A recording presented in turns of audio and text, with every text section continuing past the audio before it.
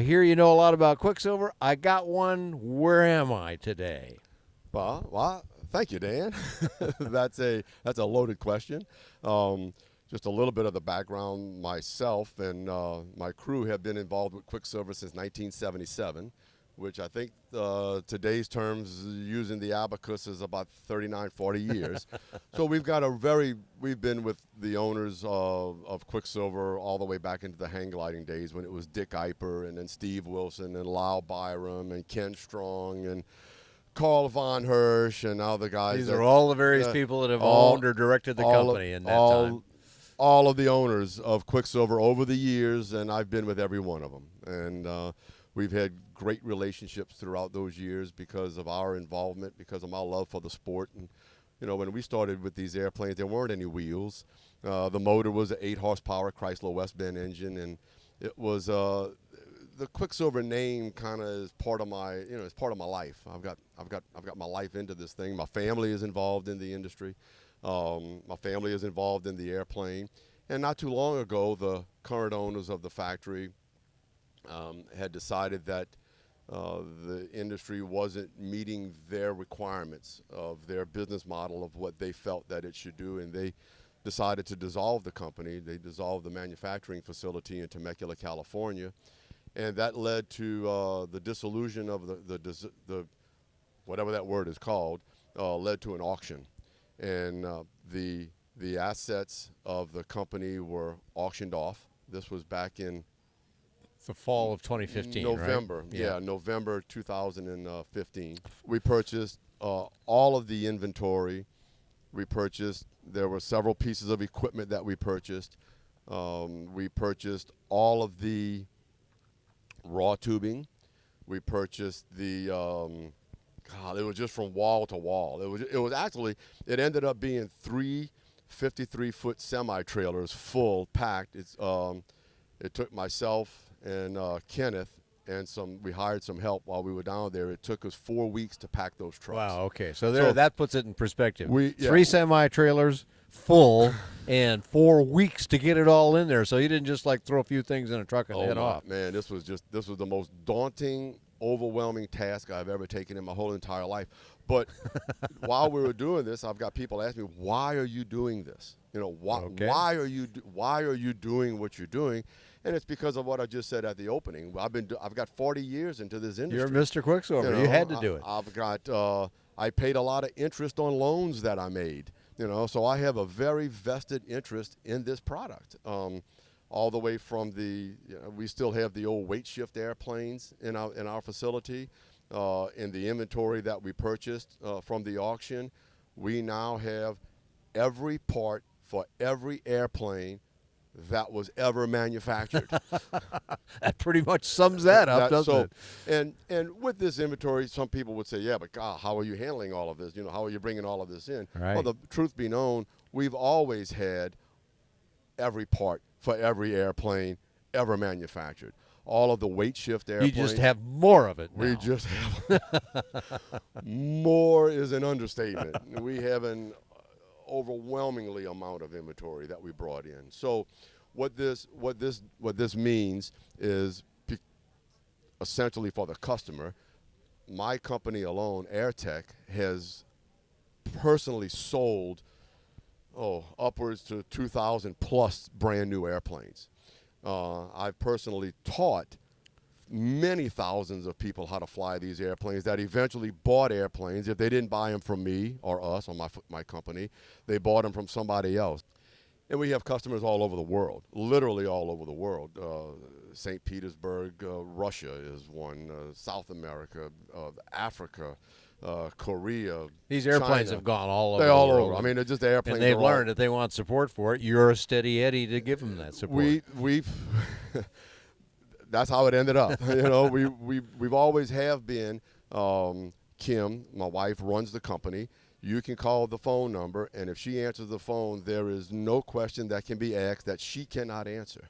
Kenneth, my son, now takes care of the back of the facility, which is all the pieces and the parts and the tubing. And we also manufacture a lot of product, not only for the Quicksilver, but for other smaller companies as well. And plus, we have some of our product here, very small. Things that you have developed yourself. Over the years. Yeah. Because for a while what we did is we had a slogan where we said, we don't make the plane, we make the plane better. And so we have a lot of products that were added to the plane. And so we still make those, that we sell to our customers. So the bringing in the inventory was a very natural thing. It wasn't a burden by any means. There was no time that I was concerned about doing this, that I was nervous about, oh my gosh, what have we done? We're bringing all of this inventory in. It just meant that our bins needed to be bigger. And just a number. The steel bins that have the little pieces and parts in them, there was over 1,300 of the steel bins. Bins, not parts. Bins of bins parts. that had all the parts in Wow. them. The racks of cables, all the wire-braced airplanes, from the weight shift airplanes to the Quicksilver Super, to the MX, the old MX2, the Sprint, the Sport, the Sport 2 Sprint, just all those models. We have cables for the wire-braced GT400s. So that goes back a ways. Some people may not know what that is, but there's a few of those airplanes still flying, and we have been all along. They have lasted very well, so it's no surprise that some of those now quite old airplanes are still working just fine. They're still there. Partly because you've helped support them because throughout thick and thin. Because we have the support. So first off, not only for me, continuing on with this, but the fact that all of my customers became my family. They're my friends now, and you got to keep your friends. You got to keep your family, and it's just. Yeah, well, you've done this for so long, Beaver, that I can imagine that there are many more people that know you as Quicksilver than know any of those other names you mentioned. We developed the float system. We developed the ag system. We developed different ways of using the airplanes to be used other than just hanging around the sky looking down, just being up looking down. So, it's the product is a tool for a lot of people. And majority of our customers are retired airline captains. They're retired military. Rarely is the Quicksilver their primary airplane. It's their second airplane. It's their little joy machine. Yeah, it sits next to the Bonanza or next to the Caravan or next to the Meridian. It sits next to the other ones that they take with their the grandkids or the kids or the weekend, just the weekend flying. So it's more than just a product. It's actually become a lifestyle for a lot of people. Sure. I mean, if you sit for here a long time, that's been true. If you sit here if you sit here for 1 hour, I guarantee you, here we are at Lakeland at Sun and Fun. If you sit here for 1 hour, somebody will walk up and say, I learned how to fly in that. I don't doubt it. Since then, I've become a left seat in a 737-400, and I'm getting ready to retire.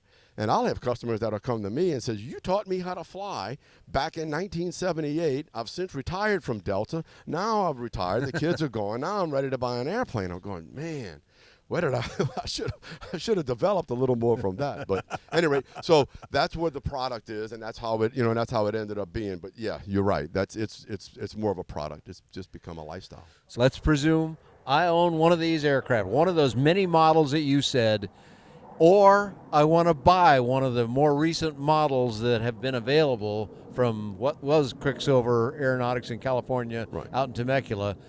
How would you answer the first part first? I got one of these now. Is there anything that I cannot get to keep this thing flying? We have all the parts. You have everything. Everything they need.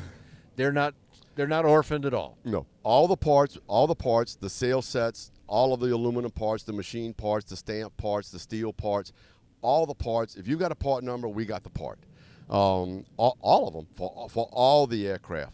What can you sell me a kit is what I'm getting at. What we have right now in the auction, what we bought, there were quite a number of unfinished kits. That just needed a few parts to be added to the kit. Parts now. And we have the parts. We have the parts to finish the kits. See, when they decided to go to the auction, everything stopped.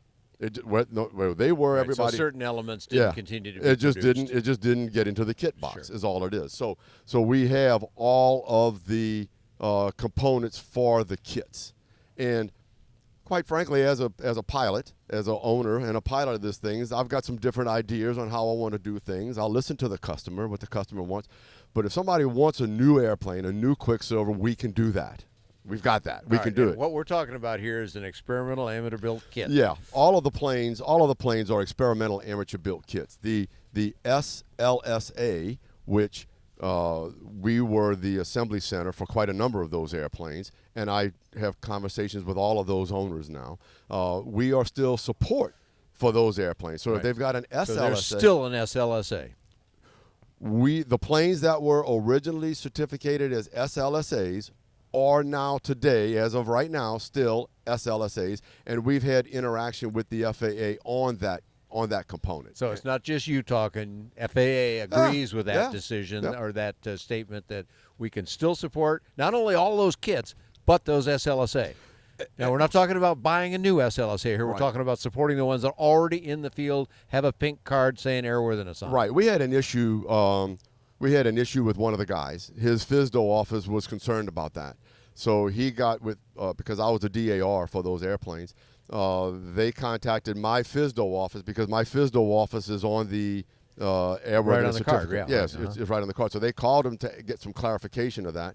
Phone calls were made to the right people, to the right FAA people, and it was clarified. My FSDO was comfortable with that.